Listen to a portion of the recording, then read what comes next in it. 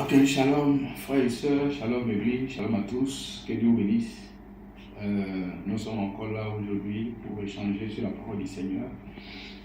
C'est vrai que nous ne lui attendons pas parce qu'on se disait qu'on allait prier, avoir l'église normalement jusqu'à ce que le gouvernement prenne encore la décision de pouvoir nous confiner. Mais nous avons pris aussi une habitude pendant le temps de confinement, c'est de pouvoir nous réunir de cette manière et de pouvoir parler de la part du Seigneur. Donc, la connexion nous aide aujourd'hui à pouvoir parler aux uns aux autres à l'église. Je crois que tout ce que Dieu fait est bon. Donc, aujourd'hui, nous allons parler encore, comme j'avais promis la dernière fois, dimanche passé, nous allons revenir sur notre sujet. Notre sujet sur la puissance intérieure, l'inspiration encore là, suspendue. Donc, du coup, je veux continuer là-dedans. Et je crois que cela fera du bien à quelqu'un. Priez pour moi, parce que j'ai passé 2 semaines difficiles dans la maladie, couché et tout ça. Mais la Bible dit, même si vous êtes déjà guéri. Donc, sur la base de la foi, nous avançons. Et je crois que le Saint-Esprit qui sait toutes choses conduira ce moment. Nous allons prier avant de pouvoir lire la parole du Seigneur. Seigneur, notre Père et notre Dieu, nous te remercions pour le privilège, ce grand privilège que nous avons ce matin ici, de pouvoir nous rassembler encore une fois en ton nom. Seigneur, tu es la source de notre vie et de notre inspiration.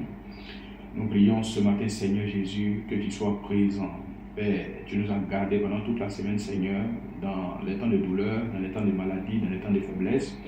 Et tu as voulu que nous soyons ici, Seigneur Jésus-Christ, ce matin, pour pouvoir parler de ta part. Ainsi, je prie au Dieu Tout-Puissant, l'Esprit de vérité vienne en scène, et que tout ce que nous allons dire soit pour la gloire de Jésus-Christ. Pardonne-nous pour nos manquements, pour nos erreurs, pour nos fautes, Père. Nous sommes des hommes, nous sommes faillibles.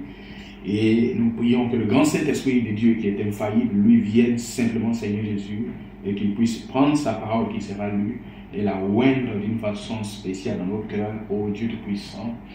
Merci Seigneur pour cette onction que je sens déjà autour de moi, Père Céleste, et que la gloire, la louange te revienne.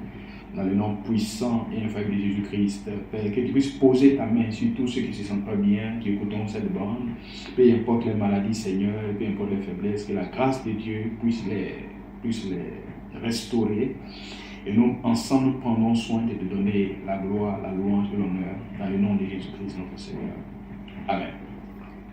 Alors, nous allons lire 3 portions des Écritures. Je pense que sur la puissance intérieure, nous sommes maintenant à la partie 9. Et aujourd'hui, mon inspiration que je veux parler, comme je l'avais dit déjà dimanche passé, c'est pour parler, prendre ce sujet de la convoitise, non pas sous l'angle de la sexualité, mais prendre la convoitise sous l'angle de l'envie, sous l'angle de la jalousie.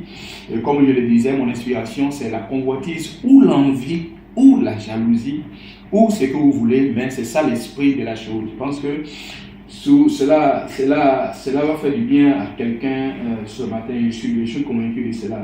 Nous prenons le chapitre 21 de Jean, à partir du verset 20, Jean 21, verset 20. Ensuite, nous allons prendre le Proverbe 14, verset 30. Et enfin, Galates 5, verset 26. Nous allons commencer par le livre de Jean, au chapitre 21, verset 20. Pierre, s'étant retourné, vit venir après eux le disciple que Jésus aimait. C'est lui qui, pendant le souper, s'était penché sur la poitrine de Jésus et avait dit, « Seigneur, qui est celui qui te livre ?» En le voyant, Pierre dit à Jésus, « Et celui-ci, Seigneur, qui lui arrivera-t-il » Jésus lui dit, « Si je veux qu'il demeure jusqu'à ce que je vienne, toi, que t'importe, toi, suis-moi. » Voilà la réponse que Jésus a donnée à Pierre qui s'intéressait à Jean. Nous allons prendre Proverbe chapitre 14, verset 30. Un cœur calme est la vie du corps, mais l'envie est la carie des os. Ça, c'est le proverbe puissant que notre Père et frère dans la foi David apportait en son temps. Et enfin, Galates 5, verset 26. Galates 5, verset 26. Ne cherchons pas une vaine gloire en nous provoquant les uns les autres, en nous portant envie les uns aux autres. Que Dieu puisse bénir sa parole. Vous pouvez, pendant que vous êtes à la leçon aussi, ajouter le livre de Luc au chapitre 22, après du verset 24 à 26, que vous pouvez méditer, qui va aussi dans le même sens que ce que nous allons dire ce matin. Voilà une histoire ici avec Pierre, Jean et Jésus. Vous savez, c'est les disciples de Jésus-Christ.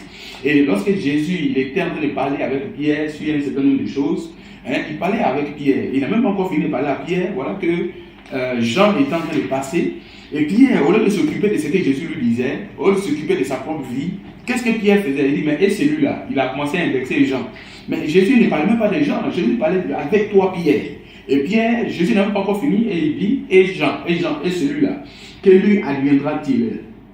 Amen. Ou est-ce que l'attitude ici de Pierre était une attitude quand même un peu bizarre? Parce que Jésus traitait avec lui, et pendant que Jésus n'avait pas encore fini, lui il parle de quelqu'un d'autre. Alors que Jésus ne parlait pas des gens, Jésus parlait de lui avec Pierre, il parlait d'un sujet avec lui. Et il a dit, mais celui-là, que lui arrivera-t-il? Il dit, mais toi, quel est ton problème? Peu m'importe, peu m'importe. Toi, ce que tu dois faire, c'est juste me suivre. Toi, tu t'occupes des gens, toi, tu t'occupes de lui, toi, tu t'occupes de quelqu'un d'autre.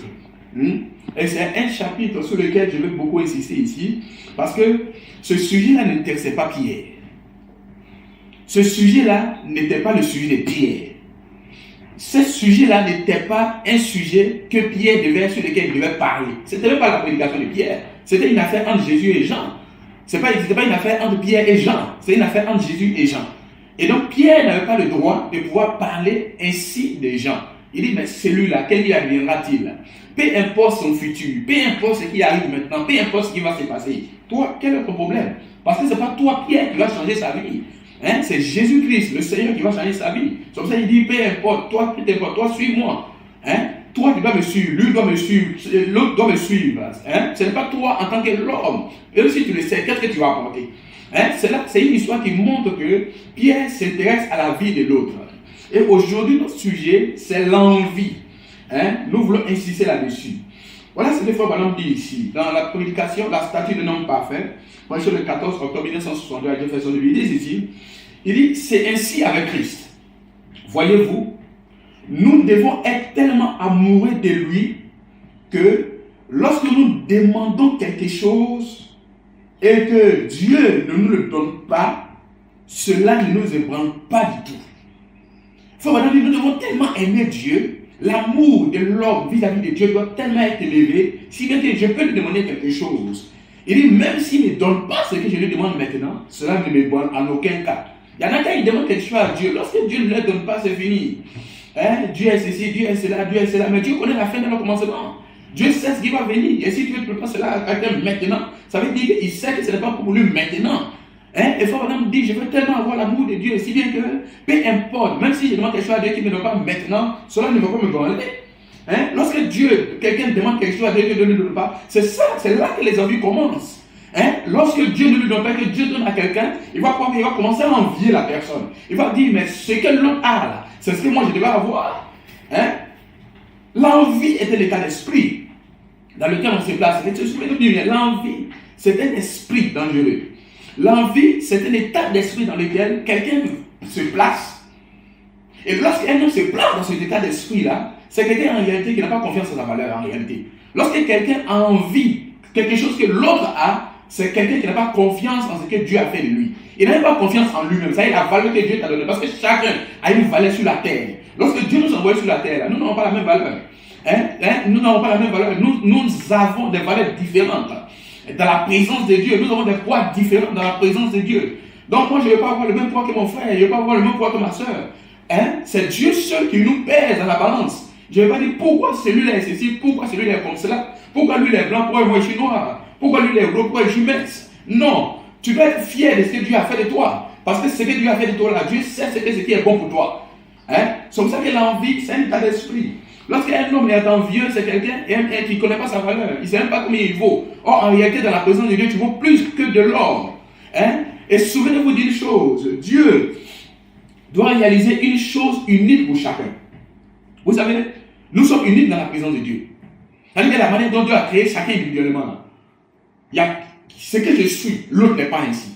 Ce que l'autre est, je ne suis pas ainsi. Parce que Dieu nous a créés différemment.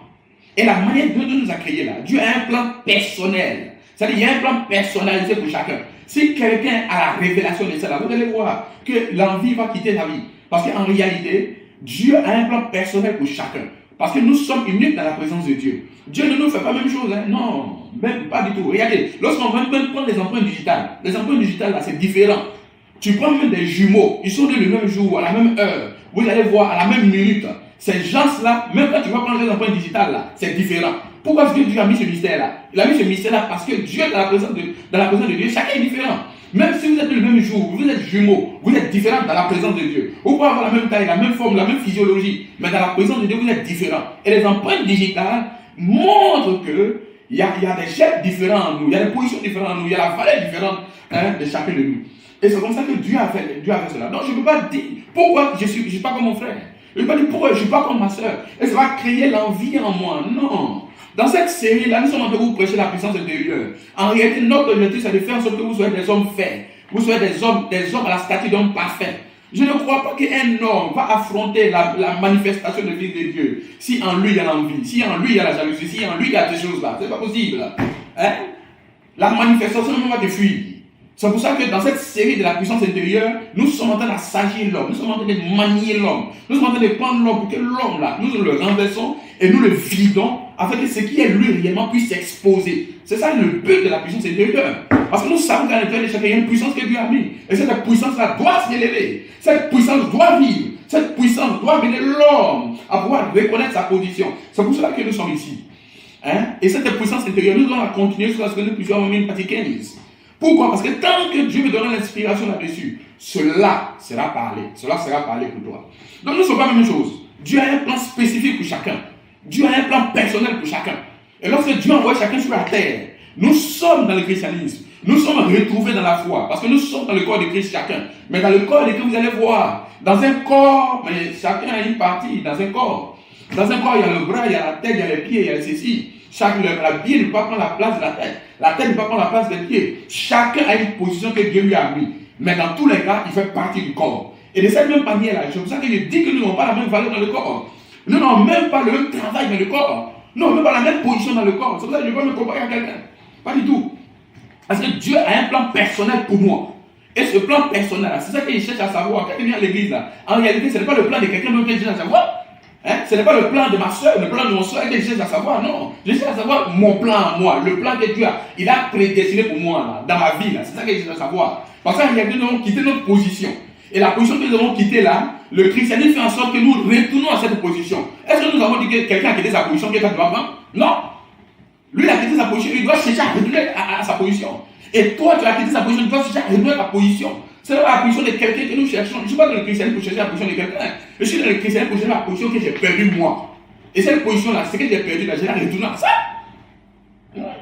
C'est pour ça que je dis que chacun est unique. Dieu nous a fait de façon unique. C'est pour ça que je m'inquiète de quoi que ce soit. Pourquoi je m'inquiète? Pourquoi Dieu planifié? Alors que je sais que Dieu a un projet pour moi, Dieu a un plan pour moi personnel.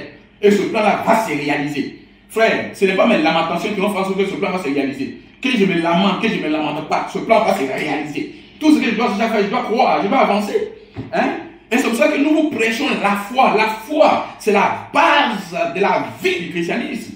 Sans la foi, nul n'est agréable à Dieu. Sans la foi, Dieu ne te connaît même pas. Sans la foi, qu'est-ce que tu peux croire? Qu'est-ce que tu peux voir? La Bible dit, le monde dans lequel nous sommes, nous croyons que cela existe par la foi. Par la foi Gédéon, par la foi Branham, par la foi ceci. Ils sont vécus par la foi. Et nous ne pouvons pas vivre différemment en dehors de la foi. Il faut la foi.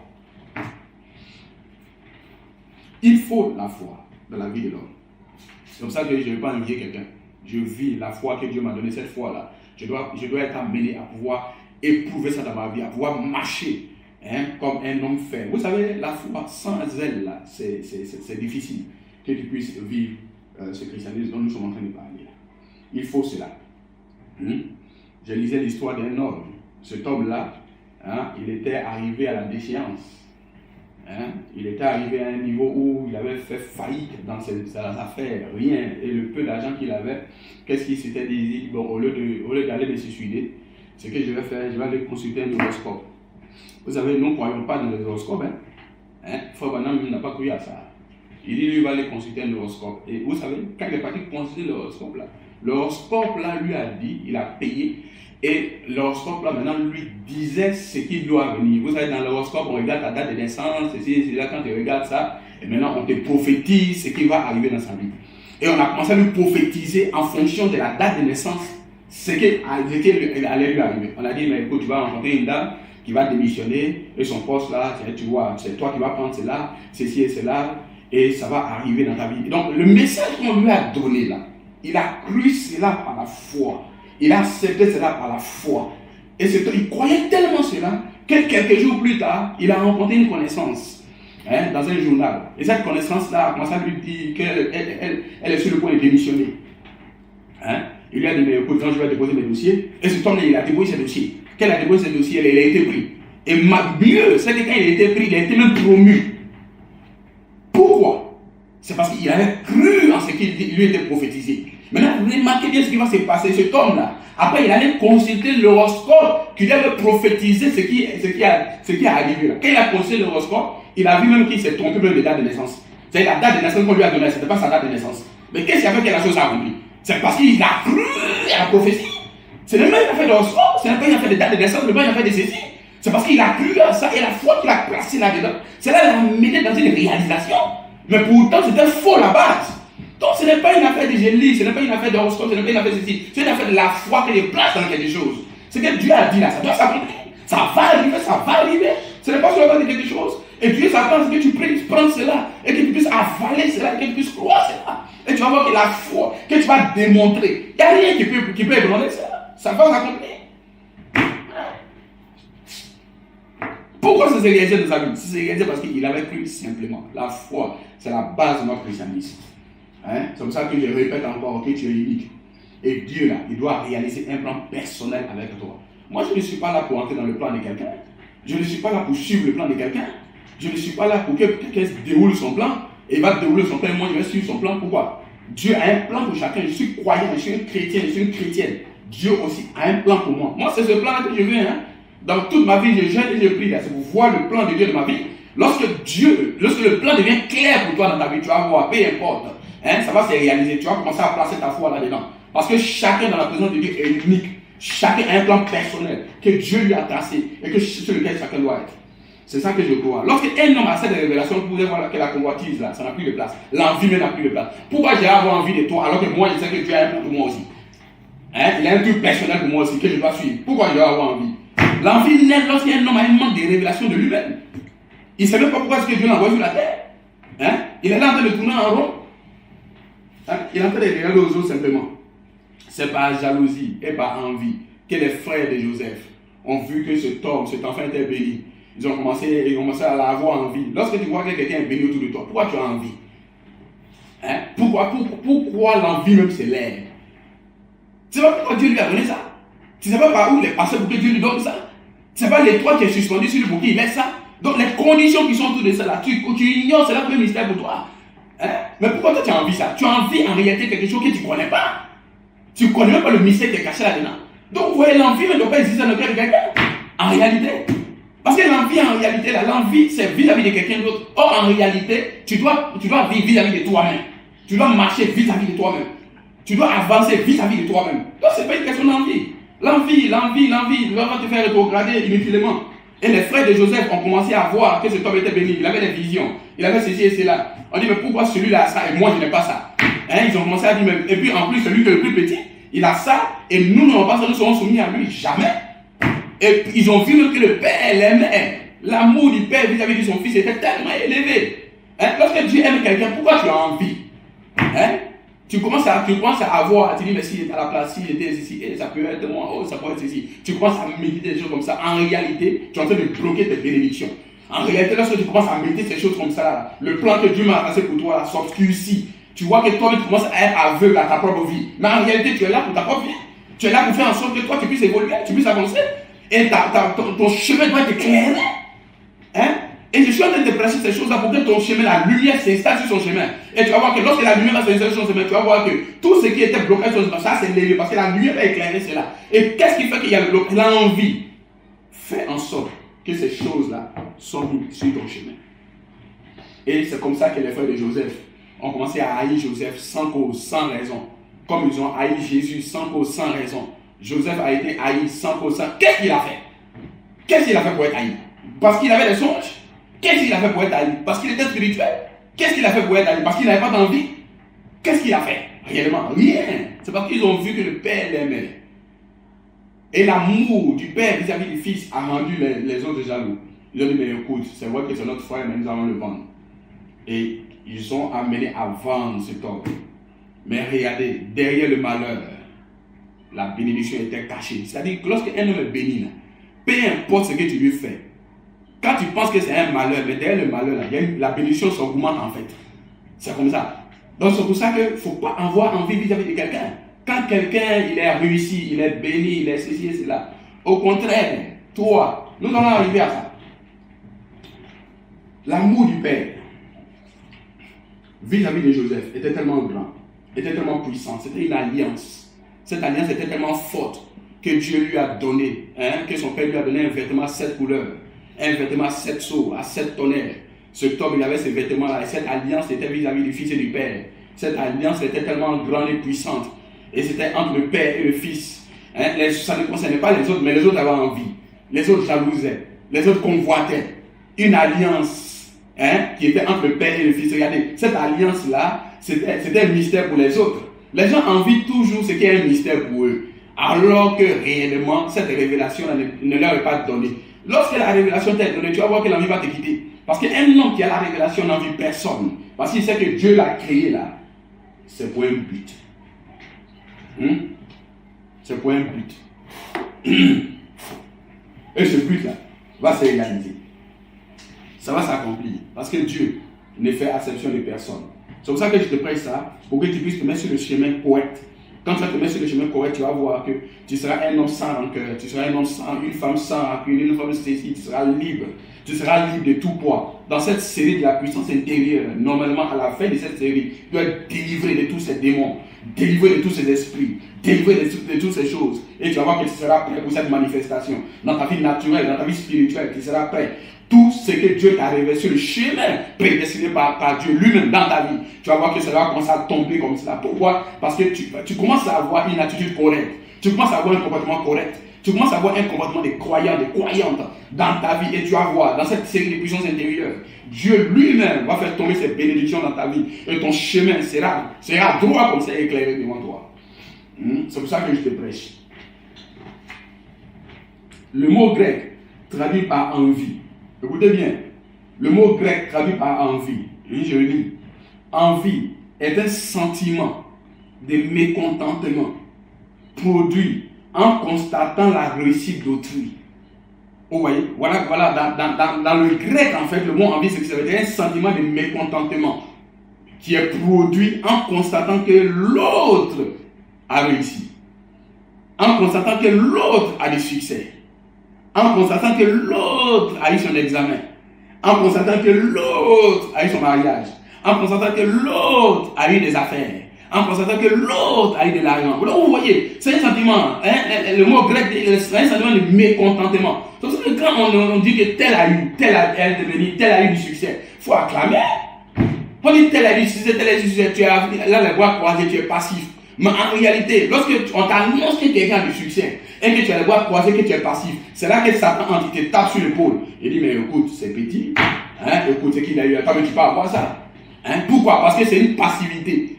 Tu es passif devant la réussite de quelqu'un. Tu es passif devant le succès de quelqu'un. Mais en réalité, la Bible dit, réjouissez-vous avec les autres. Tu dois pouvoir te réjouir avec lui. En réalité, lorsque tu vas te réjouir avec lui, la manière dont tu te prends pour te réjouir à la personne, tu es en train de montrer à l'univers, à Dieu, que la même chose qui lui est arrivée là, c'est Dieu qui l'a fait et Dieu est capable de le faire pour tout le monde. En réalité, tu dois te réjouir, tu ne dois pas être passif. Tu ne dois même pas venir te réjouir hypocritement aussi. Tu dois venir alors que tu l'embrasses et dans ton cœur, tu ne crois même pas ce qu'il a eu comme bénédiction. Mais en réalité, que tu crois ou pas, lui il a eu son succès. Que tu le crois ou pas, on s'en fout de toi. Il s'en fout de toi parce que c'est Dieu qui lui a donné cela. Donc mieux vaut t'associer à cette joie. Mieux vaut t'associer à cette bénédiction. Mieux vaut t'associer à cette réjouissance. En réalité, lorsque tu t'associes à cette réjouissance, tu vas voir que l'envie n'existe plus. C'est pour ça que tu ne peux pas être passif devant la réussite de quelqu'un, même dans ta famille. Si c'est un païen même, tu ne peux pas être passif dans sa réussite. Tu dois l'appeler pour le féliciter. Tu dois dire non, tu ne dois pas dire non, c'est pas parce que lui, il a obtenu ça. Oh, écoute, il a obtenu ça, moi j'ai obtenu plus grand. Les pensées que tu nourris vis-à-vis de sa réussite, ce n'est pas ce qu'on te demande. On te demande de te réjouir avec lui. On te demande de l'acclamer. On te demande de l'apprécier. Voilà les vertus d'un croyant. Voyez les vertus d'un fils de Dieu. Voilà les vertus des filles de Dieu. Lorsque tu commences à manifester ces choses tout autour de toi, qu'il soit un chrétien, qu'il soit un païen, lorsque tu as cette attitude, tu vas voir que tu mets une atmosphère correcte vis-à-vis de toi. Tu vas voir que tous ceux qui ont sont négatifs, envie, jalousie, tout cela va te quitter. Tu vas voir. C'est que toi-même tu le fais pour les autres là. Tu vas voir que ça se multiplie sur ta vie. Parce que tu es un homme sans cœur, tu es un homme sans cœur, tu es un homme sans envie. Voilà ce que nous prêchons. Donc, pas être passif devant la réussite de quelqu'un. Il ne faut pas être passif devant le succès de ton frère. Il ne faut pas être passif devant le succès de ta soeur. Il ne faut pas être passif. Il faut te réjouir activement avec lui. Il faut te réjouir avec tout ton cœur, avec toute ta vie, avec toutes les attentions que tu peux manifester. C'est comme ça que tu vas voir que les choses aussi vont t'arriver. Quand tu n'es pas enthousiaste, comme je disais, Satan va venir. Et c'est ça qu'il est. Il va dire, oh, c'est petit pour moi, c'est petit moi. Moi, j'aurais pu avoir plus grand. Vous savez, quand tu ne te réjouis pas du succès de quelqu'un, tu vas voir que Satan va commencer à tenir des pensées. Il va te dire, mais c'est que lui il a eu là, toi tu peux avoir ça. C'est que lui il a eu là, toi tu peux avoir même 10. Mais ce n'est pas ce qui t'est demandé. Ce qui t'est demandé actuellement, c'est que le gars il est content. Elle est contente. Réjouis-toi avec elle. Réjouis-toi avec lui. Réjouis-toi pour le succès des autres. Réjouis-toi pour la gloire des autres. Réjouis-toi pour la bénédiction des autres. Parce que c'est Dieu qui bénit. En réalité, quand tu réjouis la bénédiction de quelqu'un, tu as entendu que Dieu a fait une bonne œuvre en fait. Tu as entendu que Dieu a fait une glorieuse œuvre dans la vie de quelqu'un. Et en réalité, quand tu magnifies l'œuvre de Dieu dans la vie d'un homme, en réalité, tu es en train de magnifier Dieu. Et cette magnificence que tu es en train de manifester, réellement va retomber sur toi parce que tu le fais avec un cœur correct. Tu le fais avec une position correcte. Et ne laisse pas Satan te parler. C'est lorsque tu es passif que Satan vient et te parle. Il te donne des pensées, il te donne des prédications, il te donne ces pensées négatives là. Et ces pensées négatives vont faire en sorte que, en réalité, tes pensées négatives ne vont pas arrêter la bénédiction de quelqu'un. Tes pensées négatives ne vont pas arrêter l'œuvre de Dieu dans la vie de quelqu'un. Au contraire, ça va arrêter, bloquer pour toi-même en réalité. C'est pour ça que l'homme, réellement, quand Dieu l'a appelé là, Dieu n'a pas créé pour avoir des pensées négatives. Dieu n'a pas créé pour avoir les pensées d'envie vis-à-vis des autres. Dieu n'a pas créé pour ça. Dieu l'a créé pour qu'il soit un homme libre. Pour qu'il soit une femme libre, dans cette puissance intérieure, chacun sera libéré de tous ses esprits. Et tu vas voir qu'il sera un homme ou une femme faite, vis-à-vis de toutes ces situations. Le secret, pendant que Satan agit de la sorte, c'est de te ressaisir. Lorsque Satan commence à te parler devant le sujet, c'est de te ressaisir. Et tu te ressaisis. Et qu'est-ce que tu commences à faire? Tu commences à prier pour cette personne. Pour que cette personne, le succès qu'il a eu, qu'il puisse avoir doublement. Que cela puisse se multiplier. Frère, c'est une attitude correcte. Lorsque tu commences à prier, méditer pour cette personne, tu vas me féliciter cette personne. Tu vas voir que Satan se retire parce que Satan n'aime pas ça. Lorsque tu félicites quelqu'un, lorsque tu aimes quelqu'un, lorsque tu pries pour quelqu'un, pour que la personne puisse avoir du succès. Je ne dis pas, lorsque la personne a du succès, toi va prier pour avoir le même succès. Non, ce n'est pas ce que je demande. Lorsque la personne est sur le chemin de la réussite, toi va prier pour avoir le chemin de la réussite. Non, toi va prier pour que cette personne qui est sur le chemin de la réussite puisse aller de gloire en gloire. Puisse aller d'élévation en élévation, spirituellement, matériellement, financièrement, puisse aller de gloire en gloire. Et l'attitude que tu as vis-à-vis de cette personne-là, va non seulement mettre cette personne sur le chemin, mais toi va éclairer ton chemin. Ce que tu veux qu'on fasse pour toi, fais pour les autres. Ce que tu veux vivre dans ta vie, vive ça pour les autres. Ce que tu veux une manifestation dans ta vie, fais en sorte que cela soit plus grand dans la vie des autres. Et tu vas voir, lorsque tu le fais ainsi, c'est une attitude divine, c'est une attitude devant Dieu. Cette attitude-là, cela ne passe pas inaperçu devant le Seigneur. Donc tu vas voir, tu dois te ressaisir et prier sincèrement pour que la personne soit encore bénie. Et faire en sorte que cette personne soit encore plus heureuse. Faire en sorte que cette personne soit encore plus heureuse. Lorsque tu fais en sorte que cette personne soit heureuse, davantage heureuse, tu vas voir que toi-même la paix intérieure, la puissance intérieure que tu as en réalité commence à se manifester. Vous voyez ça? Ça commence à se manifester.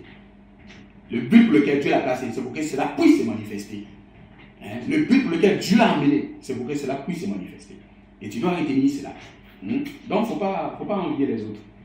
Il faut maintenant dire ceci, dans la communication. Arrive-t-il à Dieu de changer sa pensée au sujet de sa parole qu'il a prêchée le 18 avril 1965? Il dit ceci. Et nous nous apercevons que chaque fois que ces esprits naturels et spirituels des églises et des organisations se rencontrent, donc l'esprit charnel et l'esprit spirituel, à chaque fois que les deux esprits se rencontrent dans les églises, dans les organisations, il faut maintenant dire qu'il y a un heurt, c'est-à-dire qu'il y a une opposition. L'esprit charnel va venir et l'esprit spirituel. Or, l'esprit spirituel, lui, il est content pour les autres. L'esprit spirituel, lui, il bénit les autres. Or, l'esprit charnel, lui, se bénit lui-même. L'esprit charnel, lui, il vit par rapport aux autres. L'esprit charnel, il ne veut pas que l'autre réussisse. Oh, ouais, ça, c'est l'esprit charnel. Il faut maintenant, lorsque ça se rencontre dans les organisations, dans les églises, dans les bureaux, dans les services, il dit alors, il y a un heure, même dans ton travail, dans ton service. Lorsqu'on élève dans la promotion quelqu'un, toi, il ne faut pas être haineux. Tu vas commencer à dire, mais pourquoi moi je n'ai pas eu la promotion? Et bien c'est lui qui l'a eu. Il a eu. Il faut le féliciter. Il faut aller lui dire félicitations. Même si ce n'est pas un chrétien, va le féliciter. C'est une attitude correcte vis-à-vis du Seigneur. Il a obtenu cela. C'est Dieu qui a permis qu'il puisse obtenir cela. Même s'il a fait fétiche pour avoir ça, ce n'est pas grave. Ça, ce n'est pas son affaire. Même s'il allait casser des œufs, il allait faire ceci, il allait voir son marabout pour avoir ça. Ça, c'est pas ton affaire. Toi, tu lui as pas dit de faire ça. Mais toi, tu vois simplement la manifestation de la réussite. Et la manifestation de la réussite, c'est toi qui t'amène, en tant que chrétien, en tant qu'un homme correct, à d'aller féliciter la personne. Mais après, si la personne a fait autre chose pour l'avoir, tu vas voir cette chute, la chute qui va venir vis-à-vis de la personne là. Tu vas voir, cette chute-là sera vertigineuse. Mais toi, ce n'est pas ton problème de savoir qu'est-ce qu'il a fait, qui l'a aidé, qui l'a fait. Non, toi, tu vois une manifestation d'une bénédiction. Ce que tu vas faire, c'est d'aller te dire félicitations. C'est-à-dire que Dieu te bénisse, c'est-à-dire merci, beaucoup d'efforts, merci, fais ceci. Voilà la chose correcte. Il va dire, ceux-là, on sait comment ils font pour arriver là. Ça, c'est pas ton travail. Il faut vraiment dire, lorsque les esprits charnels et les esprits spirituels se rencontrent, il dit, il y a une confrontation. Il y a une opposition. Il faut vraiment dire, cela ne manque jamais de se passer ici. Il y a toujours un heurt, l'esprit charnel et l'esprit spirituel. De quel côté toi tu es? Moi, je vais me mettre du côté de Michael. Je vais me mettre du côté de l'esprit spirituel. Parce que l'esprit spirituel a toujours la victoire. L'esprit charnel va avoir la victoire combien de temps? Mais l'esprit spirituel va avoir la victoire tout le temps. Je ne veux pas les victoires qu'on a aujourd'hui et demain c'est des défaites. Non, je veux des victoires tout le temps de ma vie. Et la seule manière pour toi d'avoir des victoires tout le temps de la vie, c'est d'être du côté de l'esprit spirituel. Non pas du côté de l'esprit charnel. Parce que l'esprit charnel, c'est un esprit de politicien. C'est un esprit charnel. C'est un esprit qui a la victoire pour un temps, mais ça ne va pas loin. Mets-toi du côté de l'esprit spirituel, tu vas voir que tu auras du succès. Probablement continuer. Car nous découvrons qu'il y a là une sorte de jalousie. Il dit lorsqu'il y a des oppositions. Il dit nous découvrons qu'il y a une sorte de jalousie. Il dit cette jalousie est la cause de comparaison charnelle et d'imitation. Donc maintenant il voit la réussite de l'autre, la bénédiction de l'autre, il veut maintenant imiter. Probablement c'est des imitations charnelles. Parce qu'en fait quand Dieu fait ça, Dieu sait pourquoi il fait ça. Donc toi tu n'as pas le droit d'imiter. Parce que pour toi ça va venir. Pour toi ça va s'accomplir.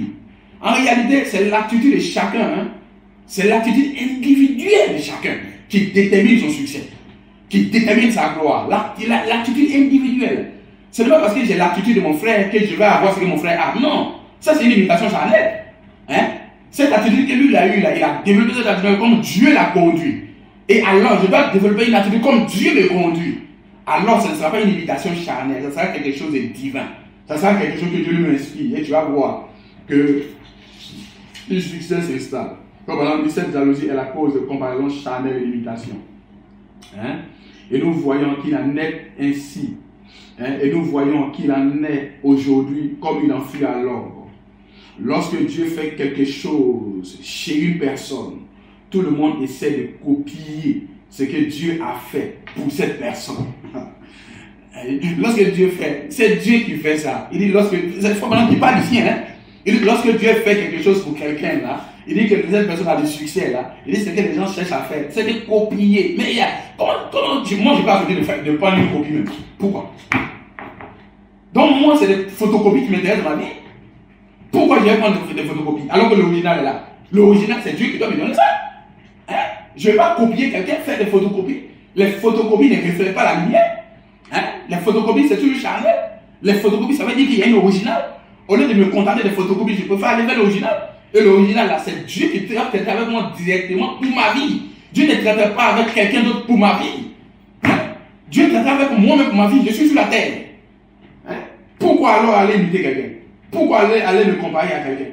Il faut maintenant dire quand Dieu le fait, il dit les autres. Dieu fait quelque chose à une personne. Il dit tout le monde essaie de copier ce que Dieu a fait pour cette personne. Il dit, vous voyez, cela occasionne une compétition. Et tout cela est charnel. Hein? C'est Fabien qui parle. Il dit, cela occasionne une compétition, une comparaison. Et tout cela est charnel. À quoi ça me sert de me comparer aux autres? Dis-moi un peu. À quoi ça me sert moi? Hein? Je vais mesurer mon degré de bonheur par rapport aux autres. Et la vie devient un concours. Ce n'est pas bon, ce n'est pas correct, ce n'est pas juste. Le degré de bonheur que tu as dans ta vie, là, ce n'est pas par rapport aux autres que tu as. D'autres même vivent les bonheurs par rapport aux autres. C'est-à-dire qu'ils voient un peu comment est-ce que l'autre mange chez lui. Hein? L'autre mange 6 fois chez lui. Alors il va voir, il dit non, moi je dois manger 7 fois chez moi. Il dit l'autre il a ceci. Non, moi je dois avoir 10. Non, ne mesure pas le degré de ton bonheur par rapport aux autres. S'il te plaît. Hein? Les autres, c'est les autres. Les autres, c'est les autres. Ma vie, c'est ma vie à moi. Le chemin que Dieu a tracé pour moi, c'est le chemin que Dieu a tracé pour moi. Et je viens sur ce chemin-là. Et ce chemin-là, c'est Dieu qui m'a mis là. Pourquoi est-ce que Dieu t'a pas fait naître dans une autre famille et t'a fait naître dans cette famille? Pourquoi est-ce que dans ce temps marqué, Dieu t'a mis dans cette condition et t'a pas mis dans une autre condition? Hein? Je me plais de ce que Dieu a fait de moi. Hein? Je me plais de ce chemin sur lequel Dieu m'a mis. Tout ce que je dois chaque fois, c'est d'avoir des visions pour ma propre vie. Et cette vision-là va se matérialiser. Je ne veux pas avoir que quelqu'un ait une autre vision sur moi, non. Je veux avoir moi-même, si Dieu est Dieu, qui me parle, si Dieu est Dieu, qui me conduise, si Dieu est Dieu, qui me voit, si Dieu est Dieu, le chemin qu'il a tracé pour moi, qui me met là-dessus. Voilà ce à quoi je m'attends. Je ne m'attends pas à quelque chose d'autre. Je veux le chemin prédestiné pour moi. Je veux le chemin choisi par Dieu pour moi. C'est ça que je veux. C'est ça l'original. Ce n'est pas ça une photocopie. La photocopie, c'est quelqu'un d'autre qui a vécu là-dedans. Mais l'original, c'est moi qui dois vivre là-dedans. Le chemin que Jésus qui a tracé là. C'est ça l'original. Ce n'est pas quelque chose d'autre. Donc après, ça me sert de mesurer mon bonheur par rapport à quelqu'un d'autre. Ça me sert à rien. Ça me sert absolument à rien. Les gens se mesurent tellement aux autres. Ils mesurent tellement les bonheurs aux autres. Si bien que lorsque Dieu leur donne même des premières bénédictions, ça ne leur dit absolument rien. Quand tu passes ton temps à te comparer aux autres, quand tu passes ton temps à te mesurer aux autres, quand tu passes ton temps à convoiter les autres, quand tu passes ton temps à avoir envie des autres, là, en réalité, même les moindres succès dans ta vie, là, tu ne mesures pas ça en fait. Même les moindres bénédictions qui tombent dans ta vie, là, tu ne mesures pas ça parce que toi, c'est rien ça. C'est rien ça, l'autre il est plus grand. Pourquoi est-ce que moi j'ai une petite bénédiction comme ça? Mais réjouis-toi pour le minimum que Dieu te donne. Réjouis-toi parce que la vie c'est un escalier. Les petites bénédictions que tu as aujourd'hui, c'est ça qui va se démultiplier pour demain. C'est ça qui va devenir plus grand demain. Mais tellement ta pensée sur l'autre, ça fait en sorte que même le peu que Dieu te donne là, tu ne mesures pas la grandeur et la valeur de ça. Mais il y a une valeur là-dedans. Il y a une valeur là-dedans, il y a une bénédiction là-dedans, il y a quelque chose là-dedans que tu dois quand même savourer et que tu dois remercier Dieu pour cela. Il y a quelque chose là-dedans, tu dis merci Seigneur. Tu as le souffle de vie, merci Seigneur. Tu as la nourriture, merci Seigneur. Tu as ceci, merci Seigneur. Et c'est comme ça que Dieu prend quelqu'un. S'il ne veut être fidèle aux petites choses, comment tu seras fidèle aux grandes? C'est parce que ta pensée est tellement concentrée sur les autres. Ça fait que tu veux obtenir à la même minute, à la même seconde ce que l'autre a. Non, ce n'est pas ça la vie. Ce n'est pas ça la vie.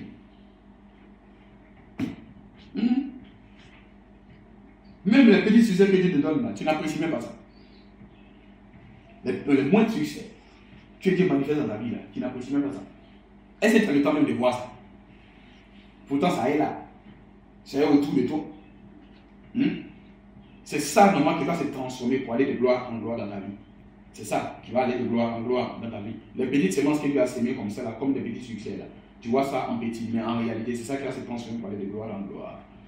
C'est pour ça que l'homme ne s'accroche pas aux autres. L'homme ne s'intéresse pas aux autres. Comme Pierre s'intéresse à Jean. Il dit, toi, quel est ton problème même?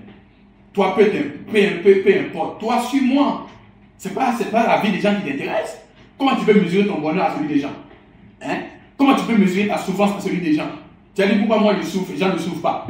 C'est ça en fait de Pierre est en train de dire. Est-ce que l'avenir, là, moi, je vais souffrir? Parce qu'il voyait la souffrance, hein, le martyr qui va les souffrir. Il dit, mais et lui, là, qu'est-ce qu'il va lui en venir? C'est moi ce qui vais souffrir? Non. Il mesurait son bonheur, il mesurait son état d'esprit, il mesurait sa vie par rapport à la vie des gens. Jésus lui a dit non. Jésus a commencé à réprimander ça. Il dit, toi, quel est ton problème? Ça, c'était à Pierre qu'il parlait. Il a commencé à réprimander. Il dit, mais Jean, pourquoi la vie des gens t'intéresse? Jean, je l'ai mis sur son chemin. Il sera sur son chemin. Il y a une bénédiction spéciale pour lui. Toi aussi, je t'ai placé sur ton chemin. Il y a une bénédiction spéciale pour toi. Hein? Mais pourquoi tu commences à te chagriner pour l'autre? La Bible, dans Proverbe chapitre 14, verset 30, il dit un esprit calme. C'est un esprit qui a une bonne santé dans le corps. Il dit un esprit calme, doux, paisible. Il dit c'est lui là qui a le succès. Hein? Voilà la réalité de ces choses-là. Hein? Pierre, toi, peu importe, suis-moi. Simplement, au lieu de préoccuper de ce qui va arriver à Jean. Ce qui va arriver à Jean, c'est moi. Hein? Qui va faire en sorte que ça va arriver. Votre défi, hein? Écoutez-moi bien. Votre défi est de chercher à connaître qui est Dieu, qui est Satan et qui vous êtes. Est-ce que vous m'avez bien compris? Voilà ce que le message nous enseigne. Le message nous enseigne, votre défi c'est de chercher à savoir, à connaître qui est Dieu, qui est Satan et qui vous êtes. Non pas qui quelqu'un d'autre est. C'est pas ce qu'il a dit. Il dit qui est Dieu, qui est Satan et qui vous-même vous êtes. Pourquoi il veut chercher à connaître qui l'autre est? Lui il va chercher à se connaître lui. Ça ne m'intéresse pas ça. Ce qui m'intéresse, c'est moi. Ce qui m'intéresse, c'est ma vie. Ce qui m'intéresse, c'est ce qui est au-devant de moi. Ça qui m'intéresse. Le mystère, c'est ça. Or, le but, c'est que les gens, ils veulent connaître qui est l'autre. Comment Pierre cherche à connaître qui est Jean. Comment ces gens vont vivre. Comment est-ce que les gens vont faire. Qu'est-ce que les gens vont devenir. Ce n'est pas ça le but de la vie de Pierre. C'est ça que Jésus voulait lui montrer. Hein? C'est ça que Jésus voulait lui faire comprendre. C'est pour ça que j'ai pris ce passage. Pour vous montrer la convoitise, pour vous montrer l'envie. L'envie. C'est un état d'esprit dans lequel tu vas sortir. Et tu vas voir qu'il sera libéré tous ces jours. Tu vas connaître qui est Dieu, qui est Satan et qui tu es toi-même. Non pas qui sont les autres. Parce qu'à force de t'intéresser aux autres, tu vas voir que ton esprit même c'est faible. C'est ce que Dieu lui t'a donné. Ton esprit même c'est faible. C'est ce que Dieu a fait de toi. Ton esprit même c'est faible. Hein? C'est ce que Dieu est en train de faire pour toi. Nous devons plutôt chercher à savoir ce qui nous rend heureux. Vous savez, c'est ça qui est le plus important. Chercher à savoir dans ma vie, qu'est-ce qui me rend heureux même en réalité. Si je connais ce qui me rend heureux, alors ça va devenir une boussole pour moi. Je ne dis pas ce qui rend heureux l'autre, ce qui moi me rend heureux. Hein? Alors ça va commencer à devenir une boussole pour moi. C'est par rapport à ça que je vais vivre. C'est par rapport à ça que je vais prendre ma position. C'est par rapport à ça que je vais m'orienter. C'est par rapport à ça que je vais faire ceci, je vais faire cela. Pourquoi? Parce que c'est ça qui me rend heureux. C'est pour ça que je ne me compare pas à quelqu'un. Je ne compare pas mon couple à quelqu'un. Hein? Quand tu es une femme dans le foyer, tu vas chercher à avoir ce que l'autre a eu. Non, elle, c'est dans son couple. Ce qu'elle a cherché à avoir là, c'est son mari qui lui a donné, ou c'est elle qui lui a donné. Toi, tu veux forcément avoir ça. Non. Hein? Chacun vit en fonction de son couple et Dieu nous conduit et Dieu nous bénit. Hein? Or, si tu commences à envier l'autre, mais tu ne sais pas par quoi l'autre est passé. Tu ne sais pas par quoi, tu dois la prière même que l'autre a fait pour avoir ça. Hein? Tu ne sais pas les gênes et les prières que l'autre a fait. Devant son Dieu, devant son roi, ce que l'autre a fait, hein, comme soupir pour avoir cela. Et toi, tu vas commencer à envier ça. Alors que tu ne connais pas le... C'est pour ça qu'il dit l'envie. Tu ne connais pas le mystère qui est derrière ce que la personne a obtenu là. Donc toi, calme-toi. La manière dont l'autre parle à sa femme, c'est comme ça que tu veux forcément faire. Non, chacun a sa manière de faire. Chacun a sa vie, chacun a sa foi, chacun a sa manière de traiter avec les siens. Hein? Chacun a sa manière de prendre les siens. Et cette manière-là, je ne veux pas imiter quelqu'un. Je ne veux pas faire en sorte que cela soit comme l'autre fait. Je dois faire en sorte que cela soit pas contraire à la parole de Dieu. Je dois faire en sorte que cela ne soit pas contraire à l'évangile. Quand c'est contraire à l'évangile, c'est là que c'est un problème pour moi. Quand c'est contraire à l'évangile, c'est là que c'est un problème pour mon couple. Quand c'est contraire à la parole, c'est là que c'est un problème pour ma vie. Mais non, mais tant que ce n'est pas comme l'autre, ce n'est pas un problème en fait. Ça n'a pas besoin d'être comme l'autre. Mais la chose, c'est que ça ne doit pas être contraire à l'évangile de Dieu. Si c'est contraire à l'évangile de Dieu, alors ça devient un problème pour toi. Parce que nous ne sommes pas appelés à faire comme les autres. Tel a acheté un pain pour sa femme. Ou telle femme se comporte comme ceci avec son mari. Moi, je vais faire ceci, je vais faire cela. Non. Chacun est conduit selon que Dieu le conduit. Chacun est poussé selon que Dieu le pousse. Chacun avance selon que Dieu le fait avancer. Tout ce que les gens vont prêcher de cette manière, vous allez voir, mettez-le en pratique dans votre vie. Et vous allez voir que vous serez des hommes parfaits, des femmes parfaites. Dans votre foyer, vous serez parfaites. Dans votre marche, vous serez parfaits. C'est ce à quoi Dieu nous a appelés dans ce message. Dieu nous a appelés dans ce message pour faire n'importe quoi. Dieu nous a appelés dans ce message pour que nous puissions marcher correctement. Le message nous a ouvert l'entendement sur ces choses-là. Et ces choses-là, c'est Jésus qui l'a enseigné, c'est Frère Branham qui l'enseigne. Et nous voulons aussi enseigner l'Église là-dedans pour que l'Église sache comment marcher. Hein? L'Église sache que l'envie, il ne faut pas envier son frère, il ne faut pas envier quelqu'un. Il faut que l'Église sache ces choses-là. C'est des petites choses comme cela que l'Église doit mettre en pratique afin que l'Évangile soit puissamment démontré dans la vie. Hein? C'est ça l'Évangile. C'est ça la parole de Dieu. C'est ça les sept tonnerres. C'est ça qui doit être démontré dans la vie de l'homme. À quoi ça me sert d'être dans le quartier et que je ne puisse pas avoir un témoignage devant les païens? Ou vous pensez que les païens, c'est les citations qu'ils vont manger? Vous pensez que les païens, c'est les versets bibliques qu'ils vont manger? Le païen veut voir une vie vécue, il veut voir quelque chose que tu manifestes sur la terre.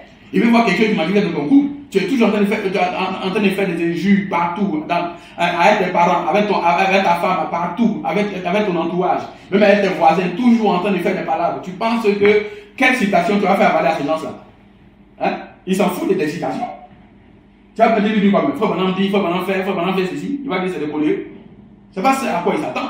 Il s'attend à voir Jésus-Christ manifester dans la vie de quelqu'un littéralement. C'est ça à quoi on s'attend. On ne s'attend pas à quelque chose d'autre. Donc fais attention à cela. Les imitations charnelles, les comportements charnels, les suivis charnels. Non, je ne veux pas ça ici. Je veux que chacun soit conduit par le Saint-Esprit. Comme Siméon était conduit par le Saint-Esprit. Il faut être conduit par le Saint-Esprit. Et il faut être sûr que ce que tu fais n'est pas contre la parole de Dieu. Parce que Dieu, là, c'est un Dieu de diversité. Il faut maintenant dire dans la communication les choses qui doivent arriver. Il dit que Dieu a fait des choses dans la nature. Il a mis les plaines ici, il a mis les vallées ici, il a mis les forêts ici. Il dit c'est parce qu'il savait que ces enfants qui allaient venir, chacun aurait un goût différent. Il dit c'est pour ça que Dieu a fait des choses comme cela. Comme ça, quand vous arrivez, il y en a qui aiment les plaines, il y en a qui aiment les forêts, il y en a qui aiment la pêche, il y en a qui aiment les vallées, il y en a qui aiment ceci. C'est à cause de notre goût différent. C'est à cause de nos besoins différents. Il savait que chacun, nous ne pouvons pas tous avoir le même goût et aller former une tour de Babel. Non, ce n'est pas ça que nous cherchons. Nous avons des goûts différents, mais nous avons un seul Dieu que nous servons. Donc c'est pour ça que je ne vais pas me comparer à quelqu'un, faire comme quelqu'un, suivre quelqu'un, faire... Non, pas du tout. Je ne vais pas me comparer à quelqu'un. Je suis là pour... Mon étoile doit briller. Hein? L'étoile que Dieu a suspendue sur ma vie. Là. Moi, je ne suis pas là pour réaliser la vision de quelqu'un. Hein? Je suis là pour voir l'étoile manifester, suspendue sur ma vie. Là. Ça doit louer dans ma marche. Ça doit louer sur la terre pour moi. Parce que chacun son étoile. Pourquoi il est en train de chercher l'étoile de quelqu'un d'autre? Pour quelle raison? En fait, on ne lutte pas pour être mieux que l'autre, mais plutôt pour occuper la place que Dieu avait donnée à chacun de nous avant la fondation du monde. En réalité, voilà pourquoi on lutte. On ne lutte pas pour être mieux que quelqu'un, non. On ne lutte pas pour être au-dessus de quelqu'un. En réalité, si tu le fais, tu n'as pas compris le sens de la bataille sur la terre. La plus grande bataille jamais livrée, tu n'as pas compris encore son sens. On ne lutte pas pour être mieux que mon frère, pour être mieux que ma soeur, non. On lutte pour occuper notre place centrale. La place que Dieu nous a réservée avant la fondation du monde. Pourquoi est-ce qu'Israël luttait? Israël luttait pour pouvoir occuper le pays de quelqu'un? Non. Israël avait un pays qu'on appelle Canaan, qu'on appelle la terre promise. La terre promise, c'était pour eux. Donc ils luttaient, ils bataillaient dur pour aller faire quoi? Pour aller occuper le pays qui leur appartient. Pour aller occuper la position qu'ils avaient. Pour aller occuper l'étoile qu'ils avaient. Déjà. Non pas pour occuper le pays que quelqu'un d'autre qui appartenait à quelqu'un d'autre, non. Ça leur appartient déjà. C'est pour eux déjà. Donc c'est pour ça qu'ils sont en train de lutter. Je ne suis pas en train de lutter pour pouvoir occuper le territoire de quelqu'un, pour occuper ceci. Même quand on arrive à Canaan, chacun a son territoire, chacun a sa tribu. Je ne suis pas là en train d'occuper la tribu de quelqu'un, non. Donc vous voyez le sens de la bataille sur la terre. Le sens de la bataille dans le christianisme. Le sens de la bataille ici, c'est de lutter pour occuper la place centrale que Dieu t'avait réservée avant la fondation du monde. Parce que dans tous les cas, peu importe les luttes que tu fais, pour pouvoir être numéro 1, pour pouvoir être numéro ceci, si tu veux, il faut prendre tous les numéros 1 que tu veux. Hein? Tu ne peux pas dépasser tout le monde sur la terre. Hein? Regardez même dans le sport, lorsque quelqu'un bat un record, un an plus tard, il y a quelqu'un d'autre qui va battre le même, plus grand même que ça. Lorsque le gars finit pas de se réjouir, un an après, il y a quelqu'un qui bat encore plus mieux que ça. Cela montre que la perfection n'est pas sur la terre ici. Cela montre que la perfection se trouve en Christ. La perfection se trouve dans la parole de Dieu. La perfection se trouve en Jésus-Christ. C'est lui seul qui peut amener l'homme à la perfection. C'est pour ça que nous sommes accrochés à lui. Nous ne nous comparons pas à quelqu'un. Nous n'envions personne. Mais nous voulons marcher selon la lumière que Dieu trace pour nous. Est-ce que tu peux l'appliquer? Est-ce que tu peux le croire? Est-ce que tu peux l'accepter? Hein? Tu vas voir que ta vie sera encore plus grande. Elle sera encore plus élevée. Pourquoi? Parce que tu appliques les principes de la parole de Dieu. Et les principes de la parole de Dieu, ce n'est pas de s'envier les uns les autres. Au contraire, nous encourageons l'autre. S'il est sur le chemin de la réussite, nous bénissons sur le chemin de la réussite. Et nous occupons de nous notre propre vie. Comment est-ce que nous allons nous marcher selon la voie que Dieu a prédestinée avant la fondation pour nous? Est-ce que tu peux le croire? Ce jour, il faut que l'envie te quitte. Il faut que la convoitise te quitte. Il faut que les choses te quittent. Et tu vas voir que tu seras un homme avec une atmosphère correcte, que les hommes vont envier, que les hommes vont chérir, que les hommes vont suivre, dans l'atmosphère dans laquelle les hommes voudront être. Parce que Dieu a prédestiné un plan spécial pour chacun, pour toi et pour moi. Pour chacun individuellement. Et ça va se matérialiser. Si tu peux le croire, ça va se réaliser. Tout dépend de toi. Tout dépend de la foi que tu vas prendre. Et tu vas passer là-dedans. Nous te prêchons ça année après année, mois après mois. Il faut mettre cela en pratique. Et tu vas voir que les choses les plus grandes auxquelles même tu ne t'attends pas, ça va se réaliser. Ça va descendre comme une pluie de bénédiction dans ta vie. Et je crois de tout mon cœur que Dieu seul sera élevé et glorifié en cela. Que Dieu te bénisse. Prions. Seigneur, notre Père et notre Dieu, nous te remercions pour ta grâce. Seigneur, la puissance intérieure, je crois qu'il y a une puissance en chacun de nous. Et l'envie va bloquer cela. La convoitise, la jalousie, ces choses bloquent cela.